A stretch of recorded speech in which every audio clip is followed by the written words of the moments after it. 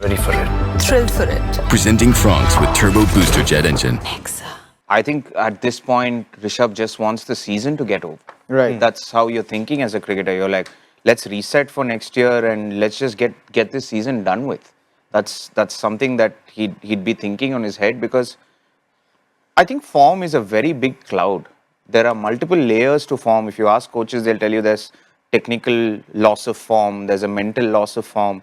I think this is more a tactical loss of form. He's not found his rhythm to accumulate an innings. He's not able to find the tempo to say, okay, this is what my plan in the innings is. He's just, I feel he's coming way lower down the order because he's got fewer balls, and then he can do whatever he wants.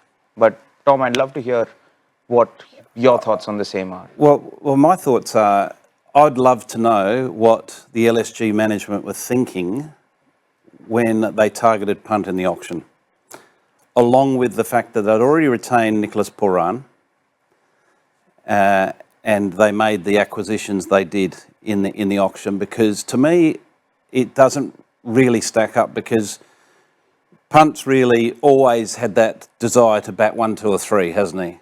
But they've got that they bought that in the auction as well. So it's very confusing to where they fit. And it's going to be very interesting to see how they go about preparing their squad for 2026, because they need to get the best out of Pant. Not only because they've paid a fortune for him, but because that's their route to finding themselves in the top 4. How do you look to restructure with the Pant point you made now, looking forward? First and foremost, I'd sit down with the captain, Rishabh Pant, and have a conversation and ask exactly that question and get him involved in that process.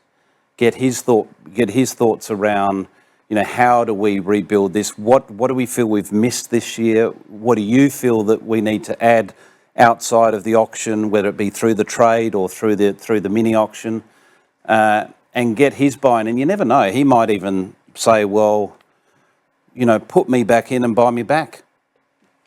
You don't know. And if that's the case, you've got automatic buy-in, and you could potentially free up 10 crore, which enables you to then go hunting for a high-profile pace bowler, both overseas and domestic, and start filling the gaps that you desperately need to fill. Would you have the conversation of, do you still feel like you're motivated to lead the side? That's part of the conversation. That wouldn't be a headline, because then you get a player, or you get whoever it is, very much on the back foot. I think that just unfolds through conversation, around, how have you found this year? And he'd say, well, what do you mean? How have you found the leadership? Have you enjoyed it? It's been a challenging year. Have you enjoyed it? So just through conversation, tease out how he's feeling about the whole thing.